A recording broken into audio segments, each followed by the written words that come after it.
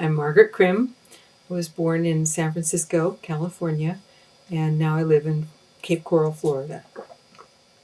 Great. Welcome. Thank you for doing this. As a small child, I was 8 years old when we moved from California. Well, first we lived in Japan for a few years, and I don't really recall having any religious interaction with anyone at that point in time, no formal church activity.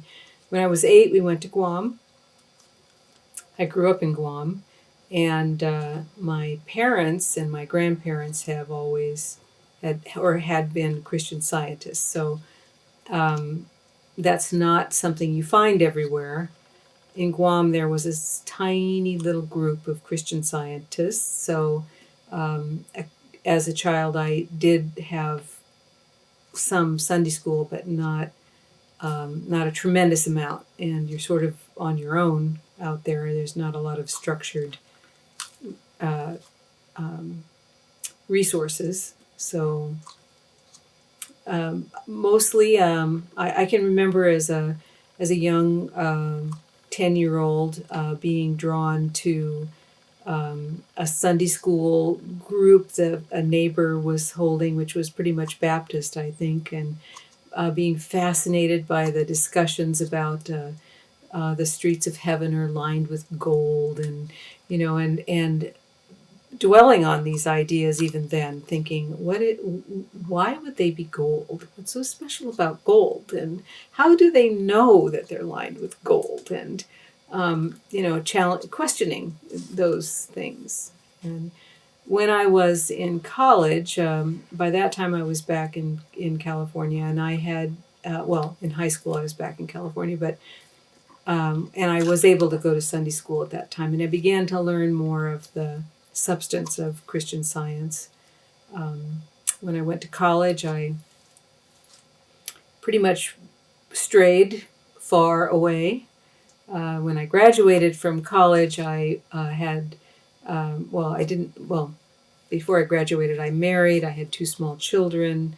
When those children, the youngest one was 6 weeks old, I found myself a single mother in San Francisco and struggling in a lot of ways. And at that time, went back to church looking for strength, answers, understanding, support, and began to really find that. But I was by that time 25, and it began. I remember my prayers really were to understand, because I wanted it to make sense. I wasn't satisfied with dogma. It couldn't just be words. It couldn't be ritual. I wanted to know why about everything. So I prayed for understanding, and I remember I would be reading in the Bible, and things would just, oh, that's what that means. And I really feel like I received that understanding, and it began to change my life and mold things and change my direction. And that's probably pretty much been the center of my life. Although I've had a lot of work opportunities and done different things, the center has really been this continuing growth of seeking understanding. So, tell me about being a child in a Christian Science home. What is that experience? I think that most people begin, when they think about Christian Science, the first thing that comes to thought for most people is they don't go to doctors. So there's the whole thought of, especially where children are involved, if that, that there might be, parents might be withholding care for the children. Well, in my situation growing up as a child, if the need presented, my parents always took me to a doctor. So I wasn't, and actually in traveling, going to Japan, I was, there was a whole array of shots that were required, and I remember having a million shots to go overseas on a military transport. And so rather than fighting the system or fighting all of that, it was my parents chose to just, um, that to acquiesce and to accept that no harm could come from that either. So my situation, I mean, there are Christian Science parents that don't choose to do that, and that is in the eyes of the public, I think, sometimes a difficult thing to understand. But in my case, that was not the case. And even my children growing up, I took them to the medical community if there was a need. But on the other side of that, I have to say that I rarely had need. So, which comes first, the chicken or the eggs? Who knows there? I think, my life growing up as a Christian Scientist was probably not very different from most people's. It was a very loving home. You know, um, uh, um, I can't think of anything especially unique about it. We were not fearful to be adventurous. My father was, when offered a job in Guam, the middle of nowhere in the 50s, he was eager to go, and my mother was eager to go as well. And for her, that was a adventure. Perhaps that's a reflection of having a sense of faith that we can trust the future to be good, to have a sense of security in knowing that we live in God's world, and wherever we go, it'll be safe. That might be a quality that came from that kind of thinking, which would be an outcome of the religious thinking of Christian Science. But a lot of people feel that way from other kinds of faith as well. That sense of, um, and he saw everything he'd made, and behold, it was good. And if you begin with that premise, then your fear of going out is taken away.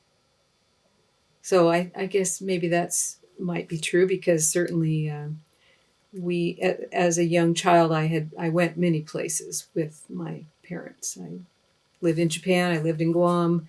We traveled in the Philippines. We traveled through the Middle East. We we saw a lot of that. So what's your experience personally of being a Christian Science? I'm not looking for theology per se, but Yeah, like yeah, what does it mean for you to yeah. have that at least as part of your identity? Um, it's so much a part of me that I it's hard for me to separate. Uh, let me back up one bit further. Having had my religious upbringing, so to speak, be on Guam, I really was disconnected from the church, because we didn't have a church in Guam. So what I had there really was not other Christian Scientists to grow with or learn from. I had to find my way through study myself, reading, exploring, testing ideas. But uh, I think it has been the foundation of my thinking. Christian Scientists, the scientific theory would be to or the scientific, whatever that is. You have a theory, you test it, you see if it works, and you prove it for yourself that way.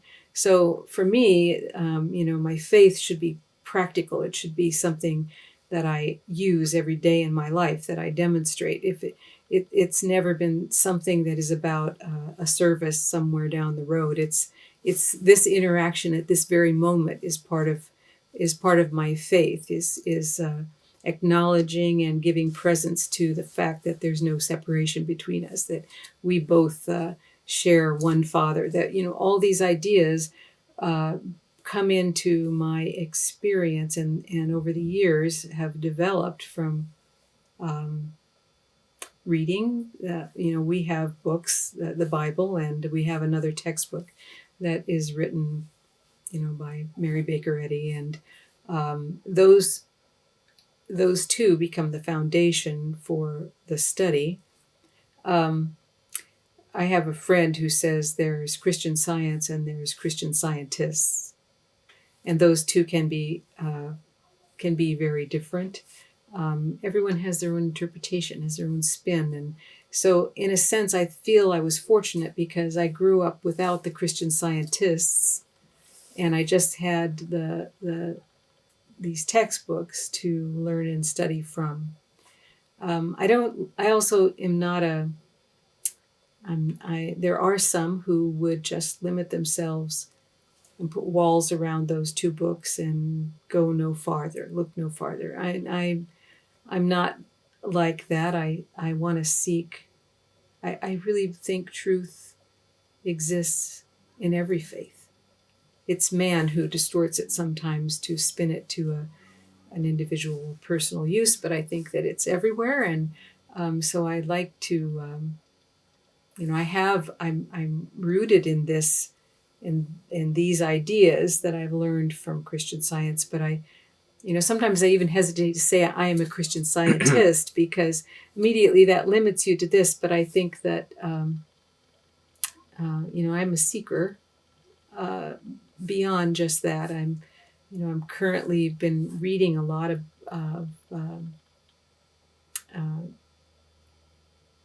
even ideas from Buddhism, and I see threads of these ideas throughout all of these different faiths, and I think they come together somewhere in a higher consciousness. I like that.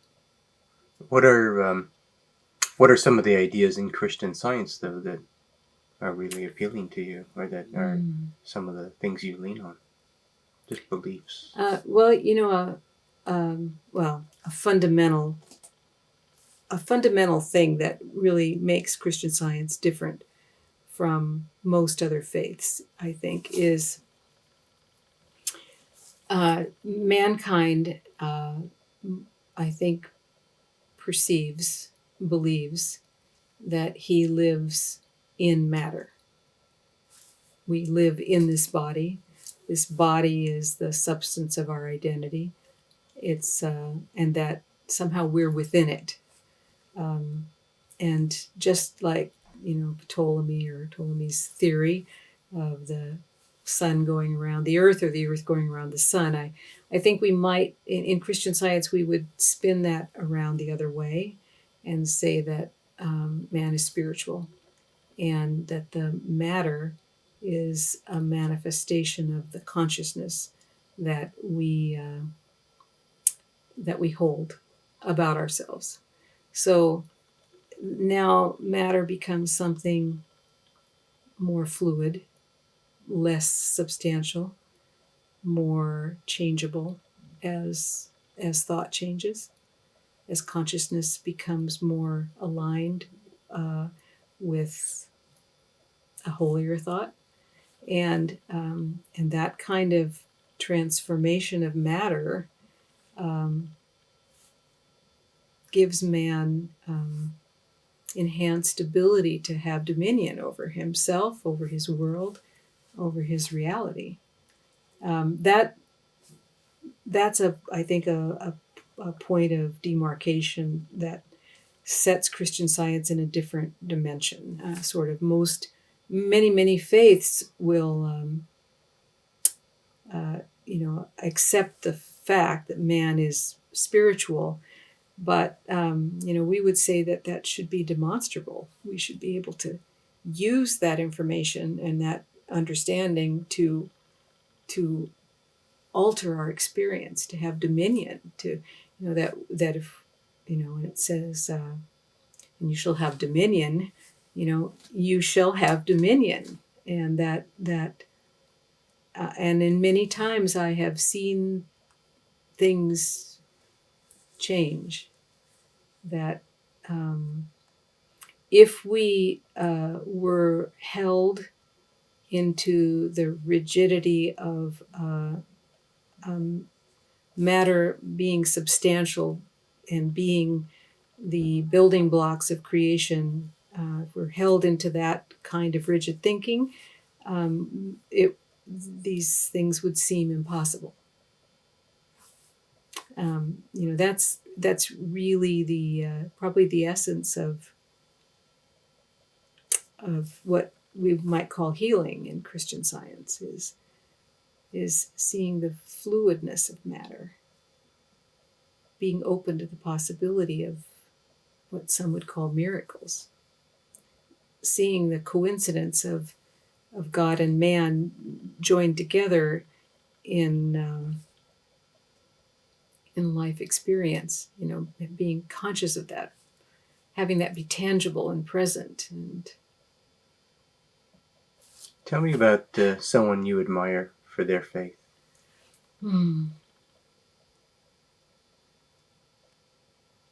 Well, I have a teacher in Christian Science. We to progress, we would choose a spiritual teacher who's been in the healing practice for many years, and then subsequently would advance to become a teacher to teach others. He's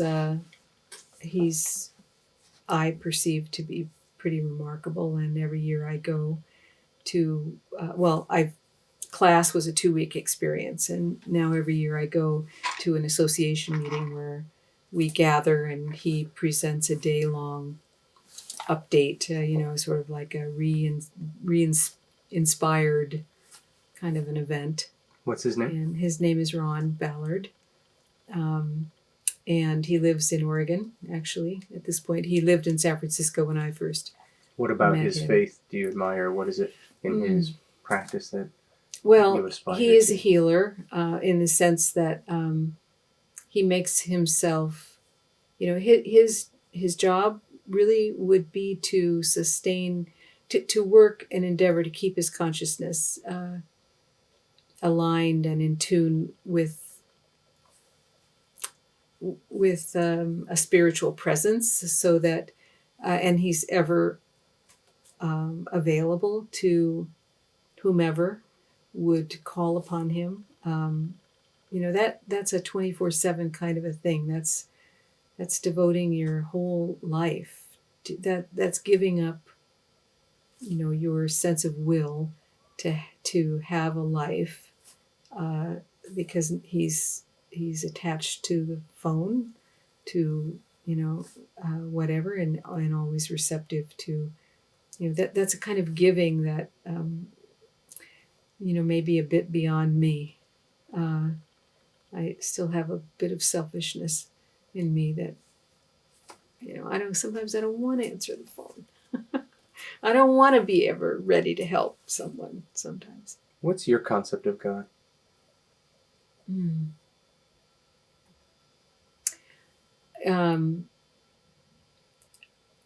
Well, I think of it more in terms of qualities. I think of it.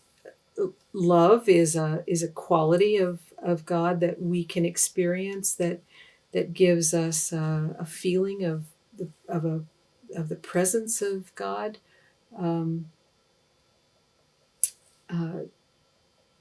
Principle, or I think Emmanuel, the places where consciousness joins with that greater consciousness. I certainly don't think of a man with a white beard and that's I think it's important to perceive man in God's image, not the other way around, not God in man's image, all of that kind of thing. I I think of a presence. I feel a presence. I had an experience once. I was struggling with something, and I was on the boat. We were at anchor in a very remote place, and I remember sitting on the bow of the boat where you have a sense of kind of, we were anchored, but it was sort of feeling like you're flying, you're floating about 10 feet above the water. You can't really see the boat. All in front of you is water. And I think I'd had an argument with my husband. We were fighting about some trivial thing, no doubt. And I was sitting up there, and I was frustrated at the moment because I couldn't feel that sort of presence. And I remember thinking, sort of even saying, "Are you there?" And I just had this sort of flood of feeling of course I am, you silly girl. It's like almost like, a parent would be saying, "Of course, what did you think? What do you expect?" And in that moment, it's like the temperature changed, the clarity of the air changed, the smell changed, the breeze felt different, the sky looked different, everything just felt and looked different. And I just had this sense of being companioned. It was just a kind of a profound moment, and that sense of that there was that kind of closeness, that if I ever turned to ask, and that the presence was there, so wherever I could go, there would never be a place that wouldn't be there, that companionship wouldn't be there. It was a very precious moment for me. I like the thought of, there's a passage about take off your shoes, where you stand is holy ground. Um, and my thought about that is that when we turn thought to that kind of presence, we are standing on holy ground. And that can be anywhere. But taking off our shoes is this sense of the humility to come to turn and acknowledge. And so we're always on holy. We're always, holy ground is always available to us. It's things like that give me a great sense of safety, security. Tell me, has there ever been a time in your life where you felt like you had to rely upon God?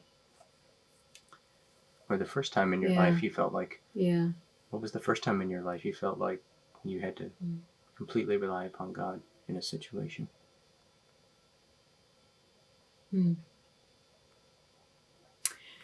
I've had so many experiences. It's kind of an instinctive thing for me to do that. So, for example, I remember in my 20s having.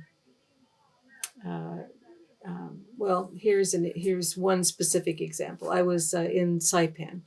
I traveled there. I had my kids were with me, and actually on this particular trip, my mother and father were with me. And we were at a restaurant, and I'd had a couple of experiences of uh, uterine infections. Uh, um, and I had actually a couple of times been to a physician and gotten antibiotics for that. So, it's not something that we never do. We would meet a medical need, or I would, with the ability that I had to meet it at the time. So at any rate, this particular time, the symptoms indicated that I was in a great deal of pain. We were in a restaurant having dinner, and it was such pain that I really couldn't sit there at that table anymore. I excused myself, went to the car, And I remember just being very calm and quiet, and calling into thought so many passages, beneath his wings. There are so many psalms, and of safety. Um, you know, um, Beautiful kinds of compassionate passages about um, being cared for, watched over, covered with this love. And so I some hymns began um, being in my thought. Well, soon my parents came, and being that they too were, especially my mother, Christian Scientist, I knew would be reinforcing, supporting me in that effort, as opposed to creating a sense of fear and hovering and are you all right, and so we went back to the hotel, and I continued to just sort of dwell in the consciousness of love. Um, Always before, up till this time when I'd had those experiences, I had sort of gone and gotten clinical medical help. But in this case, I just let it go, and went to sleep that night. The next morning, I got up and it was completely gone. And we went out that day, had an outing on a boat, went to an island, went to the beach, had a full day of activity and fun. And of course, I'm filled with gratitude and joy, but it's my expectation that we should have that kind of dominion. And I have many times since experienced similar kinds of things that, and the older I get, the more I exercise that sort of spiritual muscle. The more confident, the more comfortable I am to trust and sort of rest in that kind of safe place. I don't, I have had other kinds of challenges, little things that, here's a little example. I had something just, kind of growing on my arm, and, I had a thought, whew, this could be, because we hear this in the media, this is probably skin cancer. This is going to be bad. And we rehearse, we have this come to us continually, constantly. We are bombarded by the bad outcome, the potential. And, I began to dwell on the ideas of skin. What is skin? Skin is the boundary between me and thee. Skin is the place where conflict would exist, where friction would occur, where I would become vulnerable to wounds. And skin is the organ that records the history of wounds. And but mostly, there's also a saying. Might not be able to quote it exactly, but the universal solvent of love, meaning that love is a universal solvent and dissolves self-righteousness, self-will, justification, and so I began to consider those kinds of ideas. This didn't happen overnight, but I would. I never went to seek opinions or help or whatever. I just began to think about this universal solvent and this love that would exist among mankind, that would smooth over the thing that was the separation, the places of separation. And that thing just wasn't there one day. So how does that happen? I mean, another person would immediately go and seek an opinion and, get it removed and intervene, and fear would, so that isn't like I would say that instead I turned to prayer, but that prayer was just bringing in to conscious understanding ideas that didn't place the importance on rigid matter that had to be fixed. It instead dwelt on ideas that were replaced with new ideas, and the skin was replaced with new skin. What's your greatest wish? Hmm.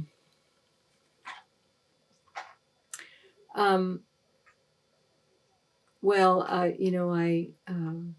we've spoken on and off today, and about my sense of expectation for the future, my hopefulness for an awakening and an enlightenment for mankind that would uh, um, cause man to begin to see the unity that exists. I have this image in my thought that has came to me one day of I should paint it. I should make a picture of it because it's such a strong, powerful, almost emotional feeling I have about this image. But it's like a blue sky, and there's sort of this crimson scarf silk that's just sort of floating in this breeze, and it's gently moving, and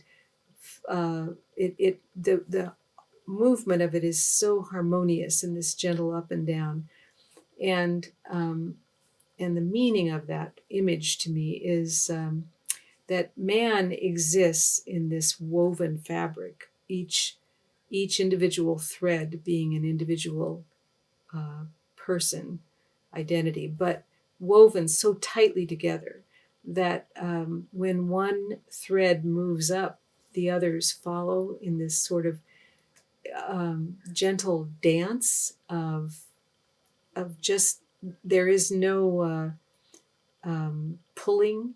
There's no one thread saying, I'm going to go that way, and the other one, I want to go that way. It's just this sense of unified movement that reflects, expresses the oneness of man. And for me, that's been a very healing message because I've used it in instances of business where it seems that we have many wills, many minds pulling many different directions. And I come back to that image, and it puts me in a place of being able to be still, and somehow that calls out of others the ability to meet in that place of common good. So my greatest wish is really to see that kind of awakening, and I feel that that it's possible. I I look for that I see evidence of it coming. Even what you're doing, I'm thrilled by that because um, it gives me a great sense of joy, hope. What are you most grateful for? Mm. Maybe I'd have to say my children. Yeah, there's a lot of love, obviously, between there.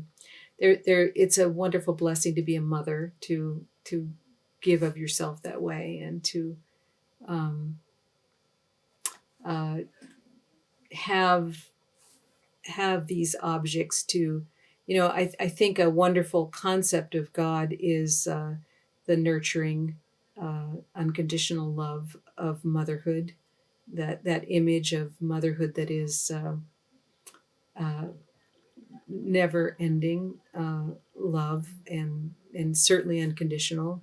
And in order, that there's a thought that God is not complete without man, because without a child, the parent is parent. It can't be a parent, So it's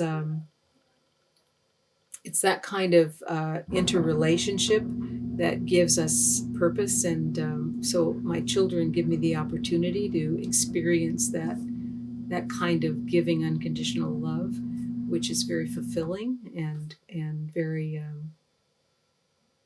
rewarding. Yeah, I clearly they're very powerful in my life, and now grandkids. Tell me, tell me about a time you doubted your faith. What happened? Mm. Okay, it's funny. This is just spontaneous, so I'm sure there were more than just this time, but this is one time that was powerful in a sense. We had friends who were going to be traveling, and when you went on vacation from Guam, you didn't go for a weekend. You went for a month, or you took a good long time. And they had two beautiful dogs, a golden retriever and a Doberman. And we didn't have a dog, and we had kids, and we loved their dogs. We knew them very well, and we said, we'll be happy to keep your dogs while you're away. Um, so during that time, one Sunday afternoon, I actually was out with the children. My husband was doing yard work, and he had the dogs in the yard with him. One of them, the Doberman, saw another dog across the street and went running off to play, and didn't notice, and a car was coming down the street and hit the dog. And the dog managed to make it back up the little incline up to where my husband at the time was. And um, by the time I was driving in the driveway, he was getting the dog into the back of the car to take him to the vet. And of course, we're upset, and it's not our dog, but we love the dog. Um, so we got the children settled, and I went to the vet and with him, and the vet was not very promising, and treated the dog and basically said, well, if he makes it through the night, then there's a chance that he'll make it. But, this could be he might not make it through the night. You should expect that. Well, I began to pray and to do everything I could think of to do to will an outcome that would be positive, that this dog would live. And, I did all the work that I could think to do. And I did come to a place of peace about it that night. And my expectation was that in the morning he would be fine. And in the morning, when I called, he was gone. He had died in the night. Well, I was devastated. I was disappointed. I was, how could you forsake me like that? This isn't how it's supposed to work. And it took me a while to get beyond that, because I felt abandoned. I felt like, and I remember there was a dear friend of mine, person in the practice. We would say that someone who makes themselves available for healing, or we would call for help in that way, is a practitioner. And I wrote to him because he was not in Guam, and I wrote about this to him, and I didn't hear back for a long time. And eventually I came to reconcile that in my thought, but I remember that at the time it was really it shook me up. I didn't want it to be that way. I wanted a different outcome. I wanted to will that outcome. I don't think we can will the outcomes. Um, and, I can't even say, that there was a moment where I transitioned back, but it was probably a good year that I was like, like, this doesn't work, and I mean, I think we all go through times like that. When people see the portrait that we'll make of you, what do you want them to know about you? Hmm. Um, I think that sometimes we find our history in the stories about where we've been and we find our identity in our history, in all the, and then I did this, and then I did this, and then I did this, and therefore that is who I am. But that is not who I am. I think all of us are at every moment. Uh, we are standing the at, with infinite potential to be anything. We're always at that standpoint of being anything. It's I am that I am. Um, I am, and all that went before uh, does not predicate what will become. So I don't want to be limited by all that went before. Um, I am now, and I may be anything next. I would say that don't bind me in who I was. Don't limit me by I I just am. Yeah. Thank you very much. Thank you. That is intense.